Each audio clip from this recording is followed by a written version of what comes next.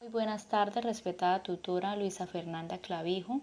Reciba usted un afectuoso y caluroso saludo de las integrantes del grupo 4030-2411 del curso de diagnósticos psicológicos.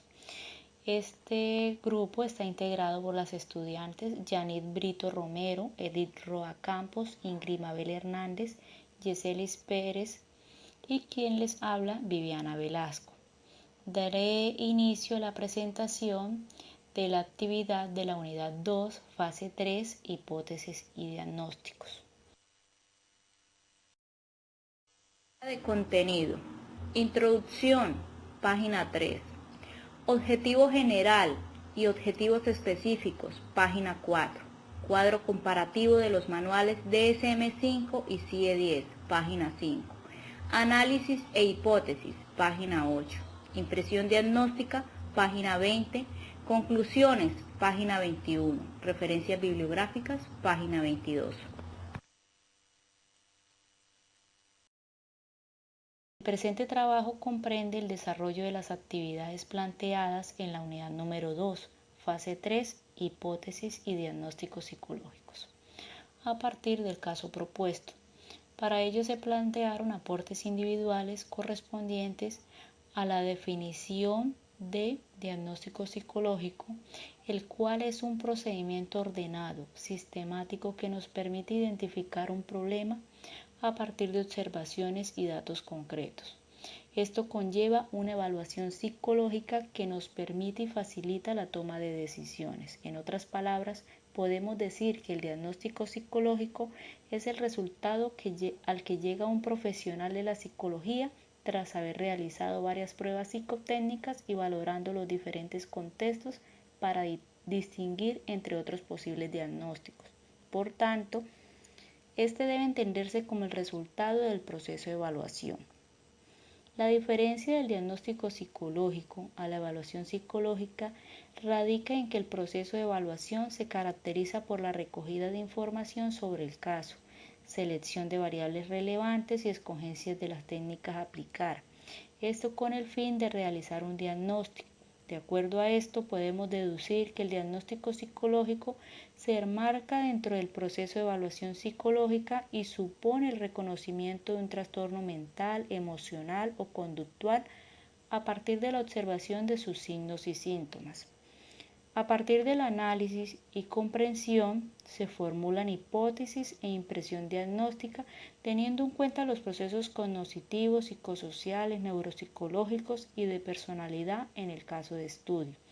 Asimismo, de manera grupal, se realiza la construcción de un cuadro comparativo en donde se establecen semejanzas y diferencias de los manuales DSM-5 y CIE-10, todo ello en mira de obtener un aprendizaje significativo. Para la realización de este trabajo fue necesario plantearnos un objetivo general, el cual es comprender y formular hipótesis e impresión diagnóstica desde los métodos de evaluación psicológica a partir de los procesos cognitivos, psicosociales, neuropsicológicos y de personalidad en el caso propuesto. También nos hemos planteado unos objetivos específicos a seguir, los cuales son conocer acerca de la categoría de diagnóstico psicológico y establecer la diferencia frente a la evaluación psicológica. También construir un cuadro comparativo estableciendo semejanzas y diferencias de manuales diagnósticos DSM-5 y CIE-10. Además, construir hipótesis e impresión diagnóstica desde los procesos cognitivos, psicosociales, neuropsicológicos y de personalidad.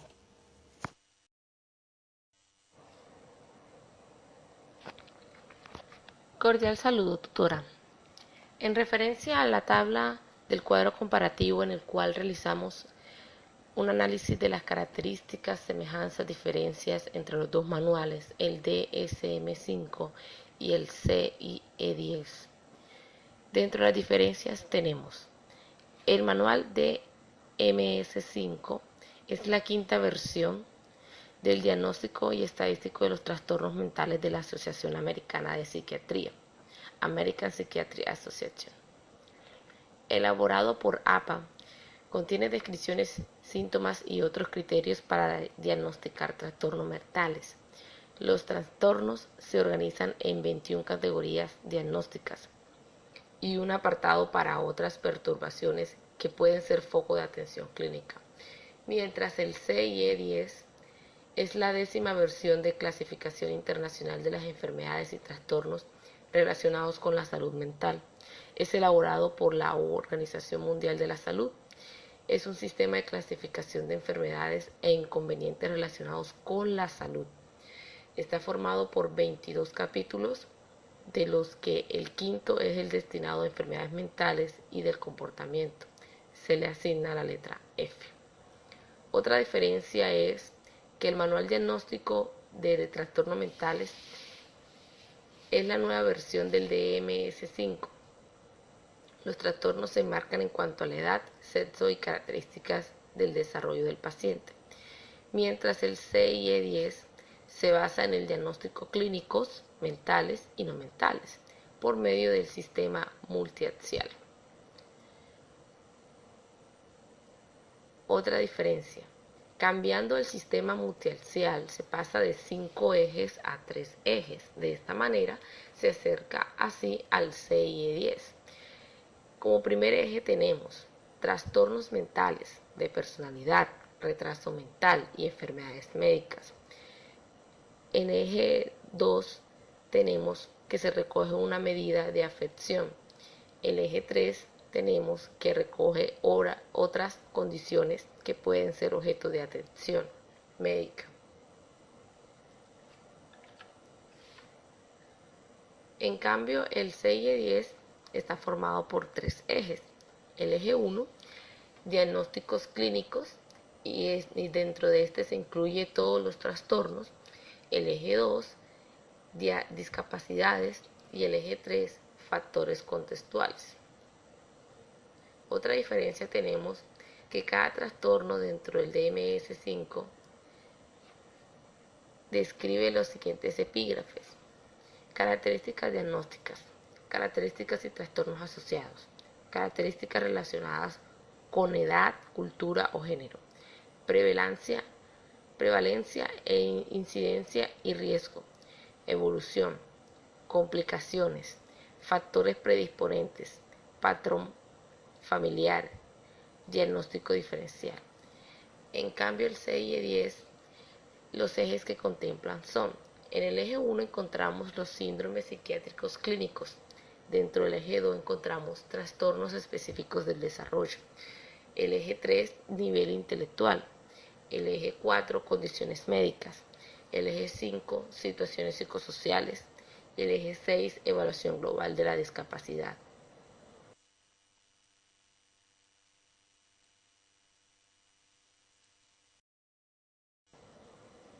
Dentro de los objetivos tenemos ofrecer descripciones claras de las categorías diagnósticas para facilitar a los clínicos e investigadores el diagnóstico, la comunicación, el estudio y atención a las personas con diversos trastornos mentales.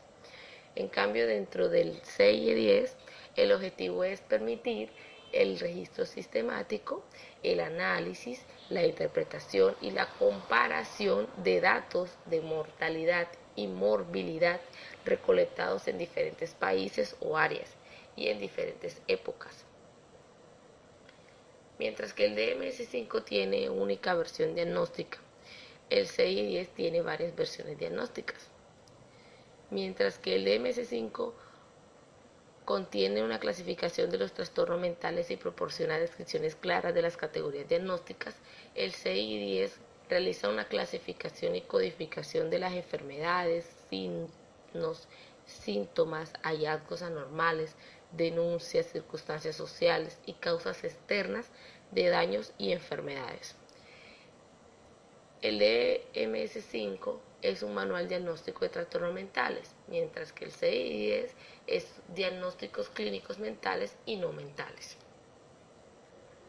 El DMS-5 organiza en la presentación de los síntomas el cómo se desarrolla en sí. Eso lo hace el DMS-5, mientras que el CIE-10 determina la presencia de conductas anormales, lo que la persona hace o dice, o determinados síntomas de malestar. El DMS-5 propone una descripción del funcionamiento actual del paciente a través de 5 ejes con el objeto de contar con un panorama general de diferentes ámbitos de funcionamiento. Dentro de estos ámbitos tenemos en el eje 1 que se describen los trastornos psiquiátricos principales o sintomatología presente.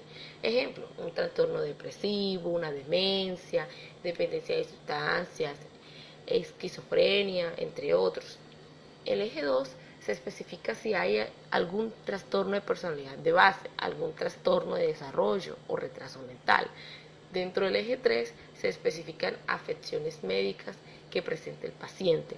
El eje 4 se describen tensiones psicosociales y ambientales en la vida del paciente que contribuyen de manera significativa al desarrollo o a desaversión del problema actual, por ejemplo, desempleo, problemas conyugales. El eje 5 se evalúa el funcionamiento global del paciente de manera psicológica, social y ocupacional, facilita el diseño del plan terapéutico y ayuda a evaluar los resultados.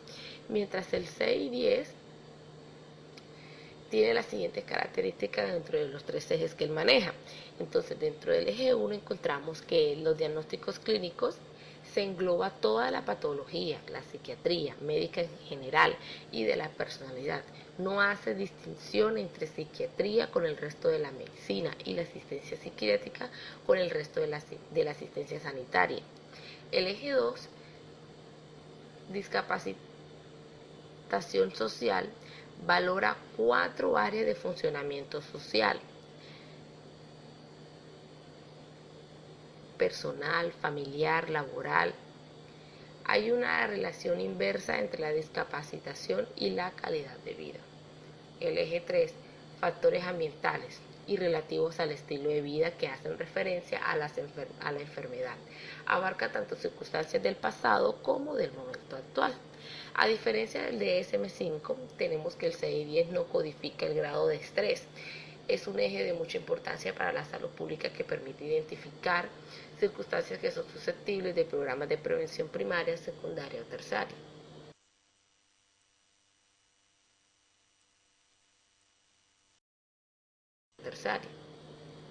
En cuanto a las semejanzas, tenemos 17 semejanzas. En primera instancia tenemos que los dos sistemas de clasificación internacional clínica, ambos sistemas se clasifican en determinado tiempo. Los dos sistemas contemplan aspectos psicosociales y diagnósticos de temprana edad hasta la juventud. Permite el registro sistemático, el análisis y la comparación de los datos. Ambos sistemas contienen trastornos psíquicos que facilitan el diagnóstico. Ambos sistemas tratan de mantener la concordancia entre ellos. El uso de estos sistemas es para tener un apropiado dominio de la patología y la clasificación de esta. Aunque no se figuren con el mismo nombre los trastornos, en ambos sistemas son los mismos. La numeración que se utiliza para clasificar un trastorno en el DMS-5 debe coincidir con la numeración del 6 y 10. Se maneja la misma información a pesar de que los criterios no sean exactamente los mismos. Están postulados para dar la misma idea. Consultan a psiquiatras y psicólogos para su actualización. Ambos sistemas explican a detalle cada trastorno. Ambos sistemas surgen de la necesidad de establecer un lenguaje común que clasificara las enfermedades mentales. Ambos sistemas, dentro de sus causas, son orgánicas, hereditarias, metabólicas, mentales, endocrinas y alteraciones. Dentro de los sistemas, su objetivo es facilitar a los clínicos e investigadores el diagnóstico, la comunicación, el estudio y la atención a las personas con diversos trastornos mentales. Dentro de la salud mental existe una dualidad en todo: psicólogos clínicos versus psiquiatras, test psicométricos versus escáneres cerebrales, y 2 manuales nociológicos de enfermedad mental que actualmente son el 6 y 10, elaborado por la Organización Mundial de la Salud, y el DMS-5, elaborado por la APA. Los psicólogos clínicos utilizan más el primero y los psiquiatras el segundo. El DSM-5 en su primera versión, el DSM en su primera versión, al igual que el CI-10, surge de la necesidad de confeccionar una clasificación de trastornos mentales consensuada debido al escaso acuerdo tanto en qué contenidos debería incluir y el método de conformación por parte de los psiquiatras y psicólogos.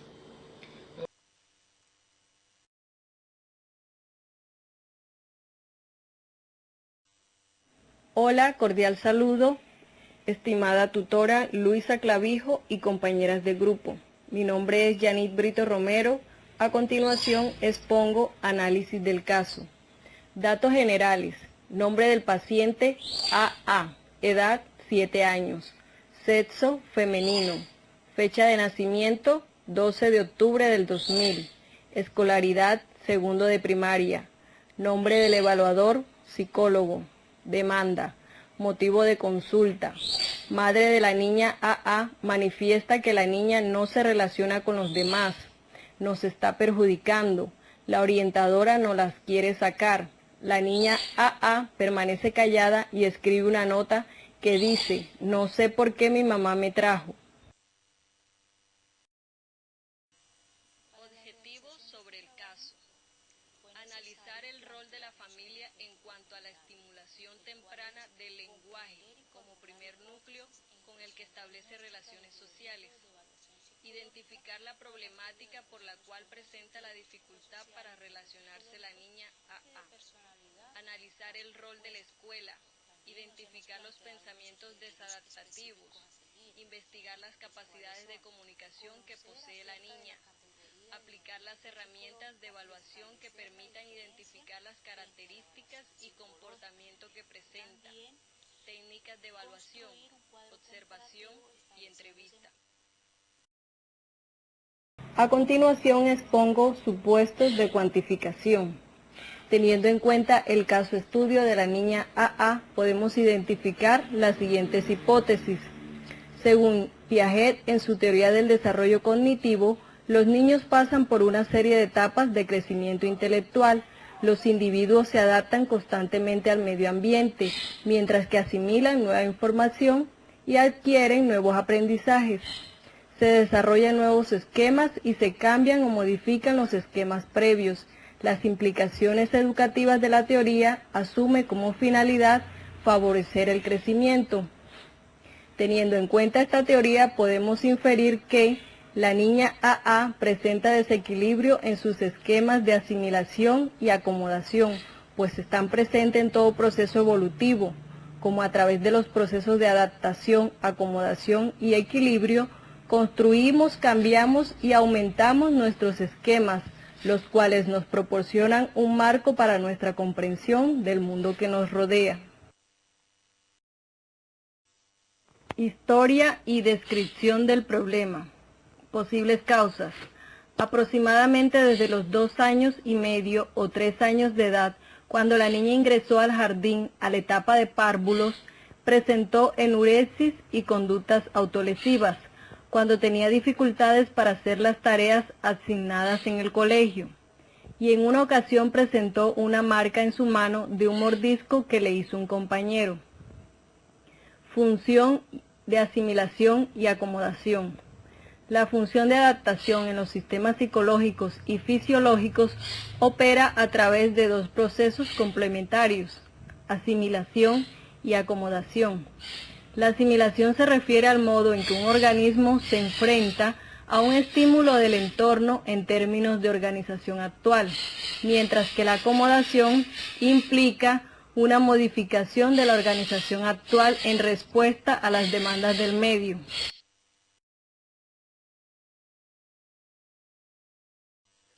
Historia y descripción del problema. Posibles causas. En cuanto a los roles de los padres, se evidencia que hay sobreprotección y en ocasiones son permisivos. Estas conductas no permiten que la niña AA desarrolle sus actividades acorde a la edad. No hay un estímulo que incentive a que ella realice sus actividades por sí sola, ejemplo como bañarse. Equilibrio, asimilación y acomodación. A través de la asimilación y la acomodación vamos reestructurando cognitivamente nuestro aprendizaje a lo largo del desarrollo. A esto le llamamos reestructuración cognitiva.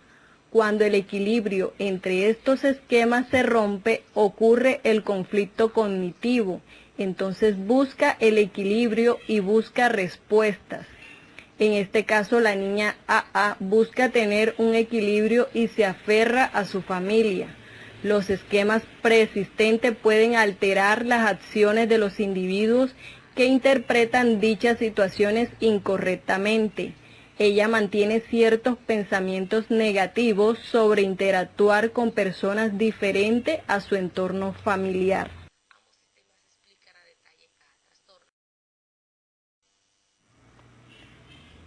Supuestos de semejanza. Procesos neuropsicológicos.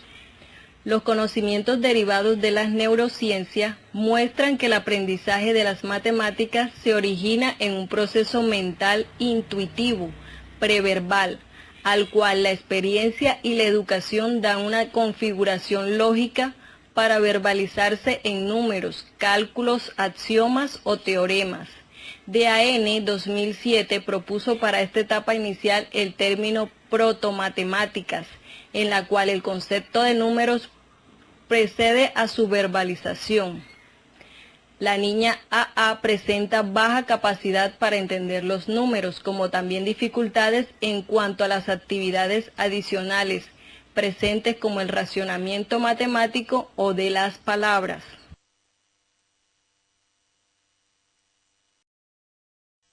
Historia y descripción del problema.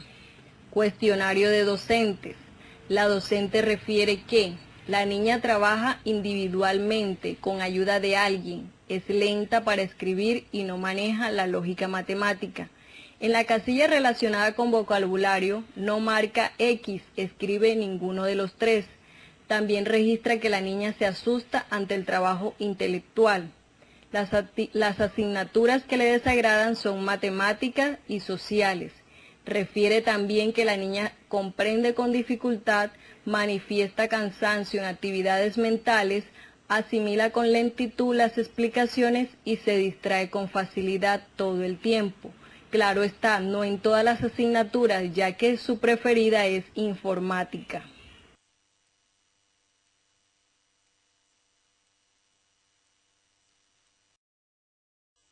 Según la última versión del Manual Diagnóstico y Estadístico de los Alzamientos Mentales, el DSM-5 cataloga los criterios diagnósticos para el trastorno específico del aprendizaje de la siguiente manera.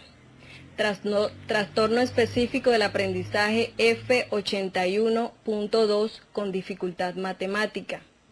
Sentido de los números, memorización de operaciones aritméticas, cálculo correcto y fluido racionamiento matemático correcto. La discalculia es un término alternativo utilizado para referirse a un patrón de dificultades que se caracteriza por problemas de procesamiento de la información numérica, aprendizaje de operaciones aritméticas y cálculo correcto o fluido. Teniendo en cuenta la historia de la niña AA y el manual DSM-5, se puede inferir que posee inconvenientes para cumplir con ejercicios académicos o tareas prácticas. A esto se le llama discalculia. Se presenta como una disfunción neuronal en el surco interparietal del cerebro. A raíz de esta disfunción se desarrolla un patrón de deterioro cognitivo. Posibles causas. Abuela materna presenta dificultades en funciones intelectivas. El padre reportó haber sido tímido durante su infancia. La temática de enseñanza de la maestra no produce suficiente estímulo. Los estímulos a temprana edad por parte de los padres no han sido adecuados. Cordial saludo, tutora. Le habla Ingrid Hernández. Supuestos de asociación predictiva, procesos de personalidad. Es presentado por Carl Jung, la personalidad introvertida. Según Carl Jung, las personas introvertidas son las que prefieren replegarse en sí mismas y centrar su atención y sus esfuerzos a explorar su propia vida mental. ya sea fantaseando, creando ficciones, reflexionando sobre temas abstractos. Estas personas prefieren estar solas que en compañía de gente desconocida, pero exactamente por su timidez, entendida como una cierta inseguridad y una alta preocupación por lo que los demás piensen, sino como consecuencia de lo que les ha de hacer, les hace ser personas introvertidas, es decir, la necesidad de interesarse por esas personas, mantener un cierto grado de alerta por lo que puedan hacer, buscar temas de conversación, entre otros.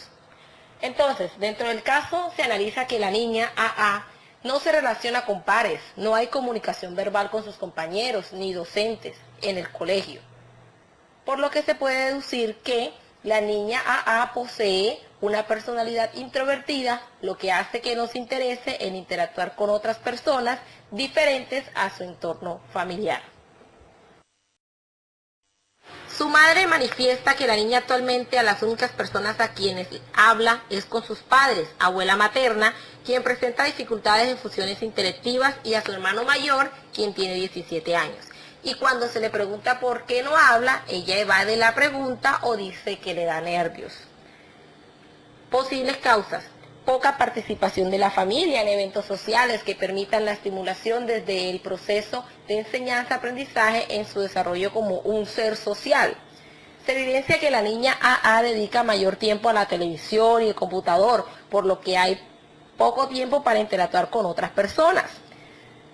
Como tercero se encuentra que la sobreprotección por parte de los padres y los cuidadores de la niña.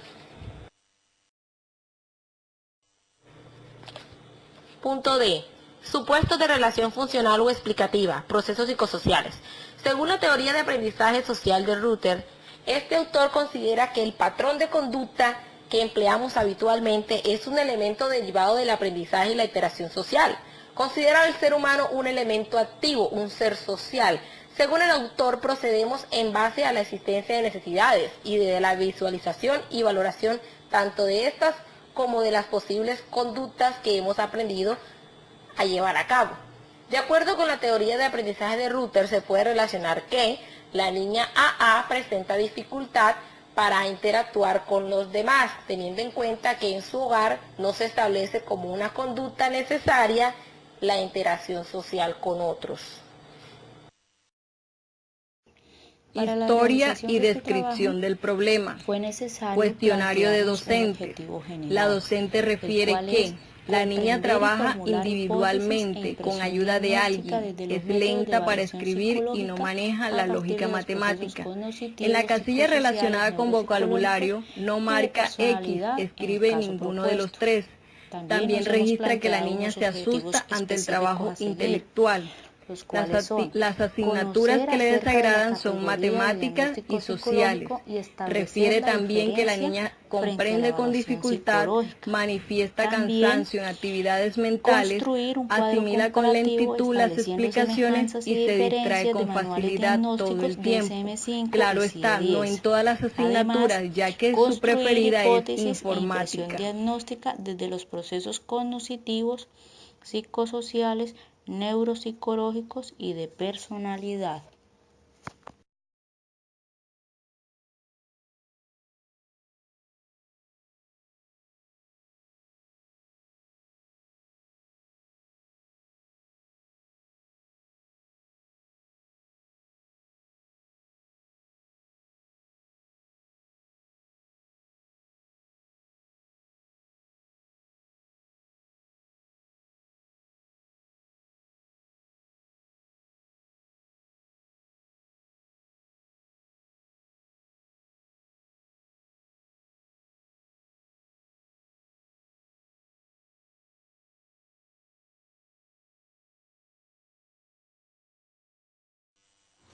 Mi nombre es Edith Roa Campos. A continuación hablaremos de impresión diagnóstica del caso estudio de la niña A desde los procesos cognitivos, psicosociales, neuropsicológicos y de personalidad.